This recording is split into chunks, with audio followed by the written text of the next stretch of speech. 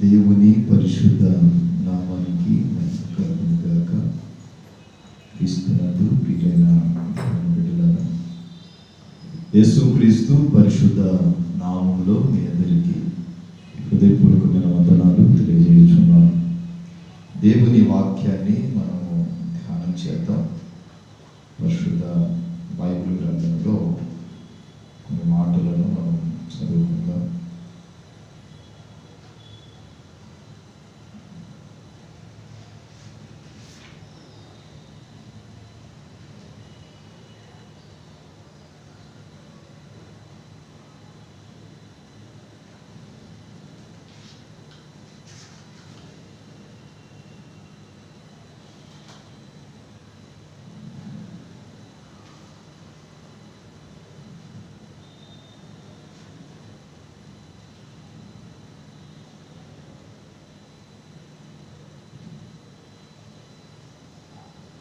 అపోస్తుల కార్యముల గ్రంథం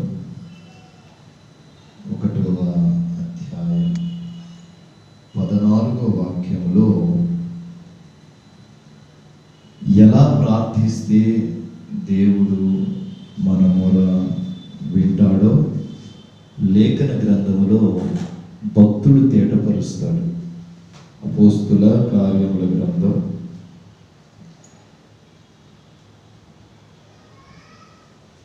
1:14వ వాక్యం.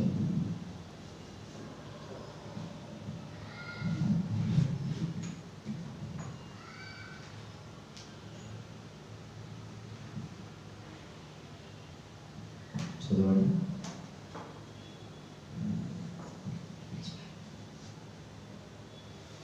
అపోస్తుల కార్యముల గ్రంథం 1వ అధ్యాయం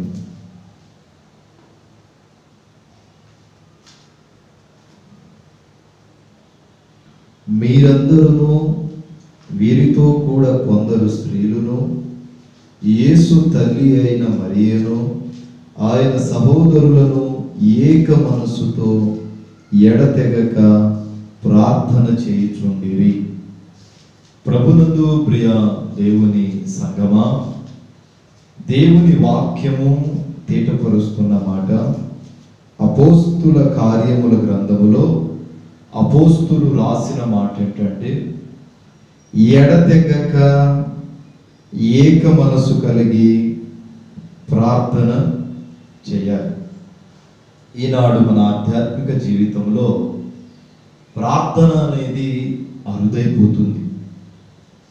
కాలక్షేపాలు చేయటానికి ఇచ్చినంత సమయము ప్రార్థన చేయటానికి ఇవ్వలేకపోతున్నాం. ఇతరులతో గడిపి మాట్లాడటానికి ఇచ్చేంత సమయం దేవుని సన్నిధిలో మోకరించి మొరపెట్టుటకు ఇవ్వలేకపోతున్నాం. ప్రార్థన అంటే ఏంటి? ఎలా ప్రార్థన చేయాలి? ఎలా ప్రార్థిస్తే దేవుడు మన ప్రార్థన వింటాడు అని మనం ఒకసారి ధ్యానం చేస్తే, అక్కడంట యేసు తల్లి అయిన మరియా, అలాగే అతని సహోదరులు, వీరు కూడి ఏకాంతముగా ఏక మనసుతో ఏక భావనతో ఏక తాత్పర్యముతో ప్రార్థించారంట. అంటే ఎవరికి వారే అన్నట్టుగా కాదు, ఎవరికి వారే అన్నట్టుగా వాళ్ళు నడుచుకోలేదు. చాలాసార్లు మన ఆధ్యాత్మిక జీవితాలలో, మన కుటుంబాలలో భర్తది ఒక మాట అయితే భార్యది ఒక మాట ఉంటుంది. భర్తది ఒక నడవడిక అయితే బిడలది ఒక నడవడిక ఉంటుంది. తల్లిదండ్రులది ఒక నడవడిక ఉంటే బిడలది ఒక నడవడిక ఉంటుంది. ప్రియులారా, ఈ విధముగా ఉన్నప్పుడు, ఈ విధముగా నడిచేటప్పుడు వారి జీవితాలలో వారు ఆశీర్వాదాన్ని పొందలేరు, కానీ వారి జీవితాలలో వాళ్ళు కీడును అనుభవిస్తారంట. ఎంతసేపటికి బైబిల్ బోధిస్తున్న మాట ఏంటంటే, ఇంట్లో 5 ఉన్నా, 4 ఉన్నా, 3 ఉన్నా, 2 ఉన్నా, 10 మంది ఉన్నా, అందరిది ఒకటే మాట ఉండాలి. ఎవరిని అడిగినా ఒకటే సమాధానం ఉండాలి. అట్లాగే మన ఆధ్యాత్మిక జీవితాలలో అందరూ, ఇంట్లో 10 మంది ఉంటే 10 మంది ఒక చోట కూడి ప్రార్థిస్తే దేవుడు వింటాడు. వ్యక్తిగత ప్రార్థన ఉండాలి, కాదనట్లేదు. కానీ కుటుంబ ప్రార్థన అనేది కుటుంబానికి ఆరోగ్యాన్ని ఇస్తుంది, ఆయుష్ని ఇస్తుంది. కుటుంబ ప్రార్థన ఈనాడు చాలా మంది జీవితాలలో అరుదైపోతుంది. లేఖన గ్రంథములో భక్తుడు అంటాడు, ఇదిగో ఏకముగా, ఏక మనస్సుతో, ఏక భావముతో, ఏక తాత్పర్య భేదము లేకుండా అందరూ కలిసి ప్రార్థన చేయాలి. ఓ రోజు ఓ తల్లి ప్రార్థన చేస్తుంది. అయితే ప్రార్థన చేస్తూ చేస్తూ ఆమె తన యొక్క యజమానుని గురించి మొరపెడుతుంది.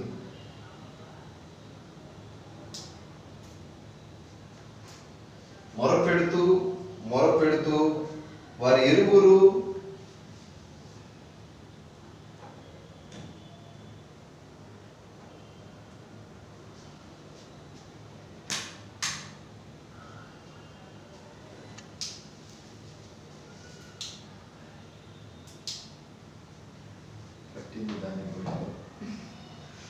మొరపెడుతూ కొంతకాలం వరకు భార్యాభర్తలు ఇద్దరూ ప్రార్థన చేశారు. కొంతకాలం వరకు కుటుంబ సమేతంగా దేవునిలో ఎదిగారు. కొంతకాలం వరకు వీరి దాంపత్య జీవితం చాలా చక్కగా నడిచింది. అయితే కొన్నాళ్ల తరువాత ఈమె దేవుని సన్నిధిలో బహుగా ప్రార్థిస్తున్నా వారి ఆధ్యాత్మిక జీవితము దేవునికి దూరం అవుతూ ఉంది. దేవుని బిడ్డలారా, వాక్యము సెలవిస్తుంది, ఏక మనసుతో ప్రార్థన చేయి. ఒకప్పుడు బాగా ప్రార్థన చేశామండి, ఇప్పుడు ప్రార్థనకు దూరం అయ్యాం. ఒకప్పుడు బాగా దేవుని సన్నిధిలో గడిపామండి, ఇప్పుడు దేవుని సన్నిధికి దూరం అయ్యాం.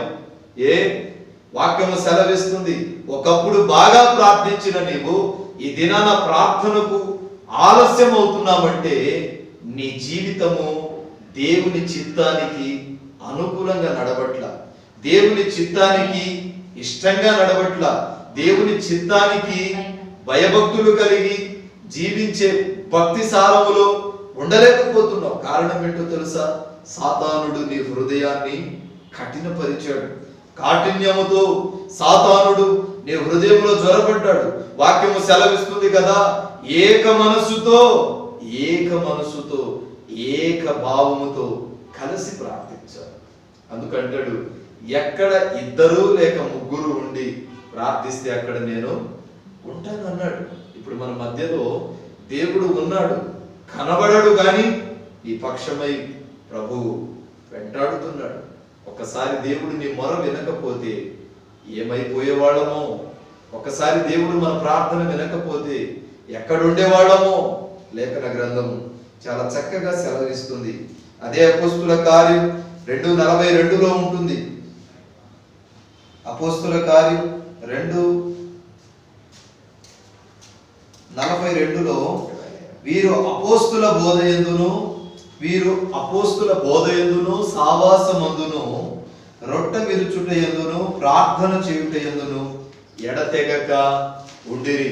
అపోస్తుల బోధయందు, అలాగే రొట్టె విరుచుట యందు, అలాగే సావాసమందు మనము ఎడతెగక ప్రార్థన చేయాలి. అర్ధగంట ప్రార్థిస్తే ఆ ప్రార్థన దేవుడు వినడు. 10 నిమిషాలు మొరపెడితే విన్నాను అంటే సరిపోదు. కానీ వాక్యము సెలవిస్తుంది కదా, వీరు ఎడతెగక ప్రార్థించాలి. ఒకటి, ఏక మనసుతో ప్రార్థన చేయాలి. రెండవది, ఎడతెగక ప్రార్థించాలి. ఈరోజు ప్రార్థన చేసి రేపు ప్రార్థన చేయను మానుకుంటాను అంటే దేవుడు కూడా ఈరోజు దివ్యనిచ్చి రేపు దివ్యనివ్వడు. ఈరోజు ఆశీర్వాదాన్ని ఇచ్చి రేపు ఆశీర్వాదాన్ని ఇవ్వడు. ఈరోజు అన్నం తింటే రేపు అన్నం తినకపోతే ఆరోగ్యంగా ఉంటామా? ఉండలేము. కారణం ఏంటంటే ఏ రోజు భుజించేది ఆ రోజుటికి ఆరోగ్యాన్ని ఇస్తుంది. అట్లాగే ఏ రోజు తినే మన్నా కూడా ఆ దినపు ఆరోగ్యము కొరకు, ఆ దినపు దైవావేశము కొరకు, దైవ భక్తిలో నడవటానికి ఉపయోగపడుతుంది. ఈ దినము దేవుడు నిన్ను కనికరించి దీవిస్తే ఆ దినము నీవు ఆశీర్వాదానికి చేరువవుతావు. వాక్యము సెలవిస్తుంది, ఎడతెగక ప్రార్థన చేయి. మూడవది అంటాడు అత్యాసక్తితో ప్రార్థన చేయాలి. గంటల తరబడి దేవుని సన్నిధిలో గడపలేము, గంటల తరబడి దేవుని ఆరాధించలేము, గంటల తరబడి దేవుని సన్నిధిలో కొనియాడలేవు, మహిమపరచలేవు. కారణం ఏంటంటే ఆసక్తి అనేది తగ్గిపోతుంది. అందుకు అంటాడు కదా, మీరు ఆసక్తి విషయములో మాంద్యులు కాక అత్యాసక్తితో ప్రార్థన చేయాలంటాడు. ఆసక్తి కలిగి ప్రార్థించాలి. ఇప్పుడు ఒక పని చేయాలంటే ఆసక్తి ఉంటుంది. ఇప్పుడు ఏదైనా కూర వండాలన్నా ఆసక్తితో వండుకుంటాం, దానిని ఆసక్తితో భుజిస్తాం, ఆశతో ఏదైనా పని ప్రారంభిస్తాం.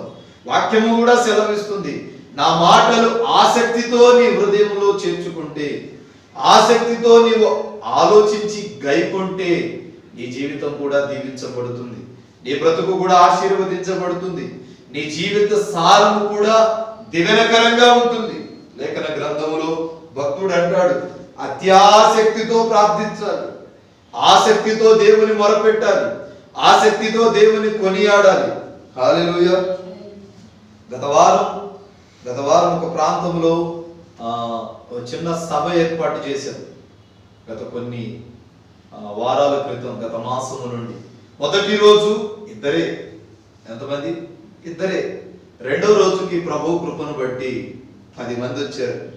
మూడో రోజుకి దేవుని మహాకృపను బట్టి ఆసక్తి కలిగి దైవజనుడు రాకమునుపు 20 మంది వచ్చారు. 4వ వారానికి రాత్రి 28 మంది వచ్చారు. అంటే నీవు చేసే పనిలో ఆసక్తి ఉండాలి. ఓ దైవ సేవకుడుగా చెప్తున్నాను, ఇక్కడ దేవుడు తెలియజేస్తున్నాడు. ఇప్పుడు ఆ ప్రాంతంలో 28 నుంచి 30 మంది వస్తున్నారు. ప్రియులారా, అది మహా డేంజర్ ప్రాంతం అంట, మహా డేంజర్ ఏరియా. కానీ దేవుడు అక్కడ తన కృపను వ్యక్తపరిచాడు. మనం అనుకుంటాం, నేను ఒక్కదాన్ని చేస్తే ప్రార్థన వింటాడా? వింటాడు. నీ ఒక్కదాని ప్రార్థనే దేవుడు ఉన్నత స్థానంలో ఉంచుతాడు, వింటాడు. ఇప్పుడు నేను ఒక్కడనే వెళ్ళి ప్రారంభించా పరిచర్య. అక్కడ ఒక్కడనే వెళ్ళి మొదటి రోజు మా చుట్టాలు ఒక 2 కూర్చున్నారు. రెండో వారానికి అనుకునేవాడిని, ఎవరు వస్తారు, ఎవరు వచ్చి కూర్చుంటారు, ఎవరు రారు. కొన్ని కోట్ల రూపాయలు ఇచ్చినా దేవుని మందిరంలో 1 గంట కూర్చోమంటే ఎవడు కూర్చోడు. ప్రార్థన చేశారు, ఈ ప్రాంతంలో పరిచర్య పడాలి ప్రభు అంటే. రెండో వారానికి దేవుడు 10 మందిని ఇచ్చాడు. మూడో వారానికి మరలా ప్రార్థన చేశారు. శుక్రవారం వెళ్ళడం, ప్రార్థనాపూర్వకంగా ఆ ప్రాంతాన్ని దర్శించడం, దేవుడు కార్యం చేశాడు. మూడో వారానికి 20 మంది వచ్చారు. ప్రియులారా, రాత్రి నిన్న శుక్రవారానికి 28 మంది వచ్చారు. పాతోళ్ళు ఒక 5 తగ్గిది, కొత్తోళ్ళు పెరిగి 28 మంది వచ్చారు. మరలా చిన్నపిల్లల లెక్కలో లేరు. ప్రియులారా, వాక్యము సెలవిస్తుంది, చేసే పనిలో ఆసక్తి ఉంటే, చేసే పనిలో నమ్మకం ఉంటే, చేసే పనిలో యథార్థత ఉంటే, చేసే పనిలో సామర్థ్యత ఉంటే, చేసే పనిలో దృఢ సంకల్పము దాగి ఉంటే ఖచ్చితంగా దేవుడు బ్లెస్ చేస్తాడు. దేవుడు దీవించకుండా ఉండడు. నీవు నీతిగా యథార్థంగా నడుస్తూ ఆయన సన్నిధిలో నీ తోటి వారిని కూడా కలుపుకుంటూ సహకరించే విషయములో, సహాయం చేసే విషయములో వెనుతట్టకుండా, వెనకడుగు వేయకుండా ముందుకు వెళుతూ ఉంటే దేవుడు నీ తల ఎత్తుతాడు. కొన్నిసార్లు కొన్ని సంభవాలు జరిగినప్పుడు మన తల దించబడుతుంది, కొంచెం తగ్గుతాం. ఆ తగ్గినప్పుడు ఇక నా జీవితం అయిపోయిందిలే అనుకోకూడదు, ఇక నా బ్రతుకు అయిపోయిందిలే, ఇక మేము లేవనెత్తబడమేమో. నేను అట్లాగే అనుకున్నాను. గత కొన్ని సంవత్సరాలుగా ఒక ప్రాంతాన్ని పట్టుకొని ప్రభువా ఏంటి ఏంటి ఏంటి కుమిలిపోయాను, రోధించాను. ఏడ్చిన గడియలు ఎన్నో ఉన్నాయి. ఒంటరిగా రోధించి రోధించి రోధించి నా జీవితం మీద నాకు విసుగొచ్చేసింది. ఓ దైవ సేవకుడుగా మీకు బోధ చెప్పేవాడినై కూడా ఎంతో రోధించాను. ఏంటి నా బ్రతికి ఇట్లాగా అయిపోయింది? ఎంత ప్రార్థన చేసినా, ఎంతమందిని దేవుని సన్నిధికి రమ్మని పిలిచినా ఏ ఒక్కరు రావట్లేదు, ఏం చేయాలి అని బాగా రోధించాను. ప్రభు కృపను మేరకు దేవుడు తన చిత్తాన్ని వ్యక్తపరిచాడు. దేవుడు తన కృపను వ్యక్తపరిచి ఈ సంవత్సరం ప్రారంభంలో మాట్లాడాడు. ఇది అభివృద్ధి సంవత్సరం, ఇది అభివృద్ధి సంవత్సరం. ఈ సంవత్సరంలో నువ్వు ఏ విషయమై ప్రార్థించినా ఒక్కొక్కటిగా దేవుడు ఘనకార్యాలను పూనుకోబోతున్నాడు. వాక్యము సెలవిస్తుంది, ఎడతెగక ప్రార్థించాలి. 4 రోజులు ప్రార్థన చేసి 40 రోజులు విశ్రాంతి కావాలంటే దేవుడు కూడా ఇవ్వలేడు. 4 రోజులు పిల్లల్ని బడికి పంపించి 40 రోజులకి సరిపడా మార్పులు కావాలన్నా అక్కడున్న టీచర్స్ వేయరు. కారణం ఏంటంటే వాడు 40 రోజులు స్కూల్కి వస్తే వాడి జీవితం, వాడు ఎంత చదివాడో అనే దాని మీద పర్సంటేజ్ ఉంటుంది. అట్లాగే నువ్వెంత ప్రార్థన చేశావో అనే దాని మీదే నీ జీవితం లిఖించబడి ఉంటది. పిల్లరా, ఇక్కడ అంటాడు కదా, అత్యాసక్తితో ప్రార్థన చేయి, ఆసక్తి కలిగి ప్రార్థన చేయి. ఒకటి, అత్యాసక్తి ఉండాలి, ఎక్కువ ఆసక్తి ఉండాలి. రెండవది, ఆసక్తితో ప్రార్థించాలి. యాకోబు అంటాడు 5:17లో, మీరు ఆసక్తి కలిగి ప్రార్థించండి. ఆసక్తి విషయంలో మీరు మాంద్యులు కావద్దు. ఆసక్తి విషయంలో మీరు వెనకడుగు వేయవద్దు. ఆసక్తి విషయంలో వెనకడుగు వేసి ఇక నా జీవితం అయిపోయింది అని నీవు ఏనాటికి నిన్ను నీవు నిరుత్సాహపరచుకోవద్దు. ఒక పుస్తకములో ఎన్ని పేజీలు ఉంటాయి? ఈ పుస్తకంలో ఎన్ని పేజీలు ఉన్నాయి? 32 పేజీలు ఉన్నాయి. 32 పేజీలు. ఇప్పుడు నీ జీవితాన్ని పోల్చుకుందాం. 32 సంవత్సరాలు. ఇప్పుడు ఒక పేజీ చినిగిపోయింది అంటే మిగిలిన పుస్తకం అంతా పాడైపోయిందా? పాడైపోదు. ఒక పేజీ మాత్రమే చినిగింది, మరలా 30 పేజీలు 31 పేజీలు ఉన్నాయి. అట్లాగే ఒక్కసారి శోధన వచ్చింది, జీవితాంతం అదే శోధన వెంటాడదు. ఒక్కసారి దిగజారిపోయావు, జీవితాంతం దిగజారవు. ఒక్కసారి వెనకబడ్డావు, ఒక్కసారి హేళన పరచబడ్డావు, జీవితాంతం హేళన పరచబడవు. ఒక్కసారి వెనకడుగు వేసావు, నీ జీవితాంతం వెనకడుగు వేయవు. వాక్యము సెలవిస్తుంది, ప్రియ దేవుని బిడ్డ, నిన్ను దేవుడు ఒకసారి పరీక్షించాడేమో, రెండోసారికి నా దేవుడు నిన్ను దీవించడం ప్రారంభిస్తాడు. ఒక్కసారి ఇప్పుడు పెట్టిన పరీక్షల్లో విజయం ప్రాప్తించింది. ఒక్కసారి అయితే నీవు లోబడితే, ఒకసారి సమస్య వస్తే ఆ సమస్యలో పరీక్ష కలుగుతుంది. మన పిల్లలకి బడికి పంపించినప్పుడు పరీక్షలు పెడతారు. ఒక్కసారి పెట్టినప్పుడు వాడు ఫెయిల్ అయ్యాడని బడికి పంపించడం ఆపేశామనుకో, వాడి జీవితం పాడైపోతుంది. అలాగే దేవుని సన్నిధికి వస్తున్న కొలది ఒకసారి కీడు సంభవించిందేమో, ఆగిపోయాము అంటే మన జీవితంలో మనం ఏమి సంపాదించలేము. పిల్లరా, వాక్యము సెలవిస్తుంది, దేవుడు అంటాడు, 2 అభిషేకం, 2 ఆత్మ, మరలా నిన్ను దీవించడం ప్రారంభిస్తాను. ఈ శుభవేళ నా ప్రభు నీతో సెలవిస్తున్నాడు, ఇది ప్రార్థనా మాసం. దేవుడు సెలవిస్తున్నాడు, నేను మరలా నీ మీద జాలి పడబోతున్నాను, నేను మరలా నీ మీద కను దృష్టి నిలపబోతున్నాను. నీకు తెలియకుండానే నేను నీ జీవితాన్ని కట్టబోతున్నాను. నరవలేని నాలుక నల్లపై వంకర్లు తిరుగుతుంది. నిలకడలేని ప్రజలు నానా రకాలుగా దూషిస్తారు. నిలకడుంటే కదా, ఒక చోట ఒక మనిషితో నిత్య నిబంధన చేయబడితే కదా. చేయబడరు కాబట్టి అనేక రకాలుగా దూషిస్తూనే ఉంటారు. నీ జీవితం ఇట్లా, నా జీవితం ఇట్లా, నేను ఇట్లా బ్రతికా, నీకేమి లేదు, ఏముండాలి, ఏముంటే విలువిస్తాం? నీ గుండెల్లో కాస్తంత చోటిస్తే కొండంత ఆదరణిస్తానన్న ప్రభు మాట మరిచిపోయావా? కాస్తంత ప్రేమ చూపితే కొండంత అభిషేకాన్ని ఇస్తానన్నావు. కాస్తంత ప్రేమని తోటివారి మీద చూపిస్తే నీ జీవితాన్ని కడతాడండి. వాక్యము సెలవిస్తుంది, అత్యాసక్తితో ప్రార్థన చేయి. ఎందుకు ప్రభువా నా జీవితం ఇట్లా మారిపోయింది? ఎందుకు ప్రభువా నా కుటుంబం ఇట్లా మారిపోయింది? ఎందుకు ప్రభువా నేను ఒంటరి దాన్నయ్యాను? ఎందుకు ప్రభువా నేను ఒంటరి వాడిగా మారాను?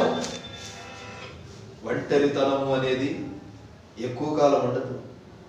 ఒంటరితనము ఎక్కువ కాలం నిలవదు, కొంతకాలమే ఉంటుంది. కోట్లు సంపాదించిన చాలా మందికి ప్రశాంతత లేదండి. కానీ రోజుకు 10 రూపాయలు సంపాదించిన ఆ 10 రూపాయల్లో సంతోషాన్ని వెతుక్కునేవాడు కోకొల్లలుగా ఉన్నారు. పరిగెత్తి పాలు తాగడం కంటే నిలబడి నీళ్లు తాగడం మంచిది. పరిగెత్తి పరిగెత్తి పరిగెత్తి పరిగెత్తి ఏదో ఒక రోజు పడిపోతారు.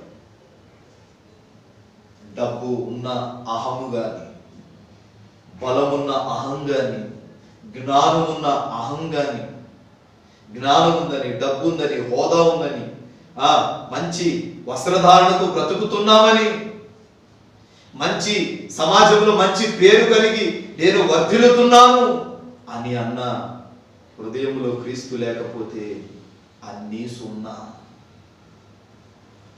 అన్నీ నీకున్న హృదయంలో క్రీస్తు ఉంటే అన్నీ నీకు దక్కుతాయి. అన్నీ నీకు ఉన్న హృదయంలో క్రీస్తు లేకపోతే నీకు కలిగినవన్నీ సున్నానే. నువ్వెంత సంపాదించిన ప్రయోజనం లేదు, నువ్వెంత బలాఢ్యుడు ప్రయోజనం లేదు. బైబిల్లో సంసోను ఉన్నాడు, మంచి బలాఢ్యుడు, మంచి బలము కలిగిన వాడు, బాక్సింగ్ ఛాంపియన్స్ లో నంబర్ 1 పర్సన్. కానీ ఒక దినాన శత్రువుల చేతుల్లో ఓడిపోయాడు. బలం ఉందని గర్వించాడు, హోదా ఉందని గర్వించాడు, పోయి దెలీలియా యొక్క తొడ మీద నిద్రపోయాడు. శత్రువులు దెలీలియాను కొనుక్కున్నారు. కొనుక్కొని ఆ దెలీలియా యొక్క వ్యక్తి దగ్గరికి వెళ్ళేసరికి, స్త్రీ దగ్గరికి వెళ్ళేసరికి ఆమె స్నేహం చేస్తున్నట్టు నమ్మించి, మంచి బంధములో ఉన్నాం, మంచి రక్త బంధంలో ఉన్నామన్నట్టు నమ్మించి, ప్రియులరా తన బలమైన తన వెంట్రుకలు కత్తిరించేసింది నిద్రపోతూ ఉంటే. వెంటనే బలాన్ని పోగొట్టుకున్నాడు. ఒక్క దెబ్బకు 1000 మందిని చంపేవాడు. వెంట్రుకల్లో అభిషేకము దాగి ఉంది. ఎప్పుడైతే ఆ వెంట్రుకలు కత్తిరింపబడ్డాయో అభిషేకాన్ని కోల్పోయాడు, నిరుత్సాహపడిపోయాడు, శత్రువుల చేతుల్లో బానిసైపోయాడు. దేన్ని చూసి నీవు గర్విస్తున్నావో అది ఒకానొక దినము నీ నుండి దూరమైన రోజు నీ నిజ జీవితం ఏంటో అర్థమవుతుంది. దేనిని చూసి నీవు ధైర్యముగా ముందుకు అడుగు వేస్తున్నావో దానిని బట్టి ప్రార్థన చేయి. ఖచ్చితంగా రానున్న దినాలలో నిన్ను వేదన గురి అయి ఉండవచ్చు. తిరిగి 2 అభిషేకంతో నా ప్రభు నిన్ను దీవిస్తాడు. ఒక కీడు వెనక ఒక మేలు దాగుంది. చీకటికి వెలుగు ఎలా పొత్తు కలిగి ఉందో, వెలుగుకు చీకటి ఎలా పొత్తు కలిగి ఉందో, నీకు కష్టాలు వస్తే ఆ కష్టాల వెంట మరలా విజయం ఉంది. అప్పుల్లో ఉన్నావేమో, అప్పుల నుండి మరలా విజయం ఉంది. ఇచ్చేవానిగా చేస్తా గాని తీసుకునేవానిగా చేయను. మాకు 7 లక్షలు 8 లక్షలు అప్పు ఉండేది. మేము చాలా బాధపడేవాడు. 3-4 సంవత్సరాల క్రితం ఎట్లా తీర్చాలి, ఎట్లా పొలాల్లో మా నాన్న నీళ్ళ బోర్లు కొట్టించి కొట్టించి కొట్టించి అప్పులు పాలైపోయాం. బాగా వేదన పడేవాడు. ఆ తర్వాత ఆ అప్పుల్లో కూరుకుపోయి ఎటు పోయినా అప్పే. ఇప్పుడు రోజు గడవాలన్నా అప్పు తెచ్చే గడవాలి. ప్రార్థన చేశాక ఒకే సంవత్సరంలో అప్పంతా దేవుడు తొలగించాడు. ఎట్లా? గాలికి పొట్టు ఎగురు రీతి వలె అప్పంతా పోయింది. వేసిన భూపొలాలంతా, పంట పొలాలంతా రెండింతలుగా మాకు తెలియకుండా అదే పోయింది. పిల్లల ఈ హైదరాబాదు ప్రారంభంలో వచ్చినప్పుడు 1,50,000 అప్పు చేశాను నేను, 5 రూపాయల ఇంట్రెస్ట్తో. 1,50,000. అప్పుడు మేము మా బ్రదరు మేము షాపుల్లో ఉండేవాళ్ళం. ఇతర దేశాల్లో మోసపోయి 1,50,000 అప్పు చేశాను. చాలా రూమ్లో కూర్చొని బాగా ఏడ్చాను. ఎట్లా తీర్చాలా, చేతిలో పని లేదు, బాగా ఏడ్చా. అన్నం తినాలన్నా పోయేది కాదు, నిద్ర పట్టేది కాదు, వేదన చెందా. ఈనాడు ఇదే హైదరాబాద్లో ఆనాడు అదే హైదరాబాద్లో రోడ్డు మీద ఉన్న, ఈనాడు ఇదే హైదరాబాద్లో నా ప్రభు హెచ్చించాడు. మిమ్మల్ని ఇచ్చేవానిగా చేస్తా కానీ తీసుకునేవానిగా చేయను. నువ్వు నమ్మితే గూఢకార్యాలను చూస్తావు. నీవు నమ్మితే నీకు కలిగిన స్థితి రెట్టింపు అవుతుంది. నమ్మాలి, మేలు జరిగేంత వరకు నమ్మాలి. మేలు జరిగే క్రమంలో ఎన్నో శోధనలు రావచ్చు, అయినా నమ్మకాన్ని ఖరాఖండిగా విశ్వసించాలి. ఒక పరుగు పందెం జరుగుతుంది. ఆ పరుగు పందెంలో శత్రువు వైపు ఎన్నో బలాఢ్యులు, నీ వైపు ఎవరు లేరు, ఒక్కడివే. శత్రువు వైపు బలాఢ్యులు ఉన్నారు, నిన్ను పడగొట్టి యాక్చువల్గా నువ్వే గెలుస్తావు. అయితే శత్రువును గెలిపించాలని నిన్ను ఎట్లాగైనా సరే డబ్బు వంక చూపించి కానీ ఏదో వంక చూపించి నిన్ను ఆ విజయాన్ని చూడకుండా, పరుగు పందెంలో గెలవనివ్వకుండా అడ్డుపడే వాళ్ళు ఉంటారు. మన పిల్లలు రన్నింగ్ రేస్ స్కూల్లో జరిగేటప్పుడు ఎట్లాగైనా వాడిని ఓడించాలి అని ఒకడు పరిగెత్తుతూ ఉంటే రెండో వాడైతే కాళ్ళలో కాళ్ళు పెట్టి పడగొడతాడు, వీటిని ముందుకు పోనివ్వకుండా. అట్లాగే నీవు పరిగెత్తే ఈ జీవిత పయనంలో పడగొట్టే శోధనలు వస్తాయి, అయినా గురి యొద్దకే నీ గమ్యం ఉండాలి, గురి యొద్దకే నీ గురి ఉండాలి, గురి యొద్దకే పరిగెత్తాల.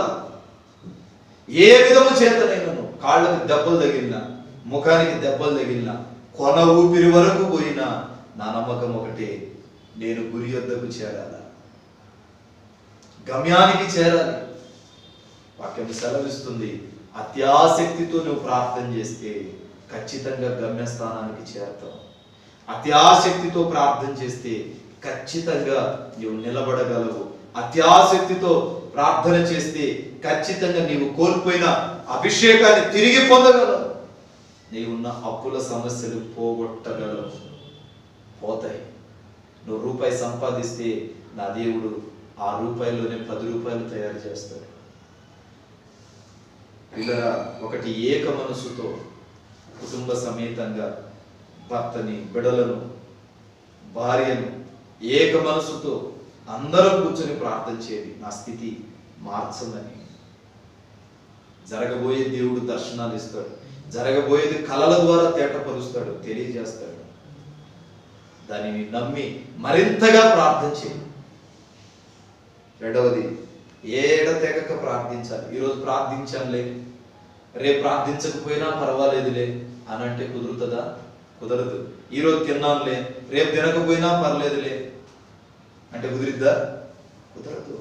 ప్రతిరోజు ప్రార్థన చేయాలి, ప్రతి నిమిషం మొదలుపెట్టాలి. మూడవది, అత్యాసక్తితో ప్రార్థించాలి, అత్యాసక్తితో ప్రార్థించాలి. 4, ఆసక్తి కలిగి ప్రార్థించాలి. 5, ఈ 4 కంటే మించింది విశ్వసించాలి. ముందు విశ్వసించాలి. ఇప్పుడు ఉదాహరణకి రిన్ సోప్ ఉంది, ఆ సబ్బుతో బట్టలు ఉతికితే మరకపోయిద్దని ఆ కంపెనీ వాడు చెప్తే ఏం చేస్తాం? నమ్ముతాం. ముందు అది పోయేంత వరకు దాన్ని రుద్ది పిప్పి చేస్తాం. పోయిందనుకో మరలా అదే సోపుని విశ్వసించాం. మనకు తెలియదు దానివల్ల పోయితో పోదు అని, కానీ నమ్మాం. నమ్మిన తర్వాత ప్రతిఫలాన్ని చూస్తాం. అట్లాగే వీటన్నిటికీ మించి ముందు దేవుని యందు విశ్వసించాలి. దేవుడు ఖచ్చితంగా నా జీవితాన్ని తిరిగి రాస్తాడు, మారుస్తాడు. నమ్మాలి. నమ్మిన తర్వాతే కదా నమ్మాలి. సబ్బుని ఎట్లాగైతే పిప్పి చేస్తావో నీ జీవితంలో ప్రార్థన అనే ఆ సబ్బును కూడా పిప్పి చేయి ప్రార్థన. నీకు వచ్చినంత వరకు, నీకు వచ్చిదాని ప్రార్థనే చేయి. శోధన రావచ్చు, రాని. పిరికి వాళ్ళమా? దాన్ని జయించలేమా? సమస్య వచ్చింది, కాళ్ళకు ముళ్ళు గుచ్చుకుంది, ముళ్ళు తీసి పడేసి మళ్ళీ నడవమా? రాని. కొంతకాలం వరకే శోధన వస్తుంది, తిరిగి మళ్ళా ఆ శోధన అక్కడితో ఆగిపోతుంది. పరీక్షిస్తున్నాడేమో దేవుడు. పరీక్షలు లేనిదే ఉద్యోగాలు లేవు కదా. పరీక్ష లేనిదే జీవితంలో ఉన్నత స్థాయి కూడా లేదు. అత్యాసక్తితో ప్రార్థన చేయి, విశ్వాసం నుంచి ప్రార్థన చేయి. ఖచ్చితంగా ఈ శుభవేళ నా ప్రభు తేటపరుస్తున్నాడు. నీ జీవితాన్ని పునర్నిర్మాణం చేస్తాడు. ఆగిపోయిన నీ అభిషేకం మరలా కట్టబడుతుంది. ఏది పోగొట్టుకున్నావో, ఎక్కడ ఘనత పోగొట్టుకున్నావో, ఎక్కడ సంతోషాన్ని పోగొట్టుకున్నావో, ఎక్కడ కన్నీళ్లు కలిగాయో అక్కడ తలగా నిలబడతావు. ఇచ్చేవాడిగా చేస్తాడు. నమ్మాలి. నమ్ముట వలన గూఢకార్యాలు చూస్తాం. చివరిగా కన్నీటి ప్రార్థన చేయాలి. కన్నీటి ప్రార్థన. ఇప్పుడు కరోనా వచ్చింది అనుకోండి, కరోనా వచ్చింది, రేపు చచ్చిపోతాను అంటే ఏం చేస్తాం? ఏడుస్తాం. అయ్యో చచ్చిపోతానేమో, ఇట్లా అవుతుంది, రోగం వచ్చింది, చచ్చిపోతానేమోనని ఎవరైనా సరే ఏడుస్తామా లేదా? ఇప్పుడు అదే దేవుడి దగ్గరికి వచ్చి నాతో మాట్లాడాడేమో, మన బిడ్డలు మనతో మాట్లాడకపోతే కన్నీళ్ళు వస్తాయి. మన తల్లిదండ్రులు మనల్ని ప్రేమించకపోతే ఏడుపు వస్తుంది. నా అనుకున్న వాడు మనల్ని విలువ ఇవ్వకపోతే చీ నా జీవితం ఏంటి అనిపిస్తుంది. కన్నీళ్లు మున్నీళ్ళు అవుతాం. అదే నీవు ఆరాధించే దేవుడు, నేను ఆరాధించే దేవుడు నా మొర వినట్లేదేంటి? కొద్దిగా కన్నీటి ప్రార్థన చేద్దాం. వింటాడేమో.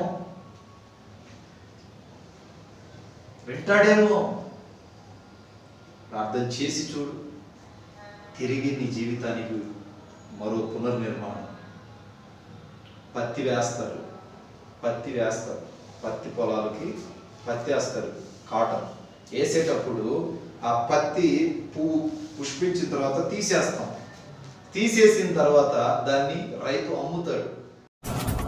బ్రదర్ బి అభిషేక్ నాయక్, నాగేశ్వరం తండా, మాచువరం మండలం, గుంటూరు డిస్టిక్. మా ఫోన్ నెంబర్ 7659018230.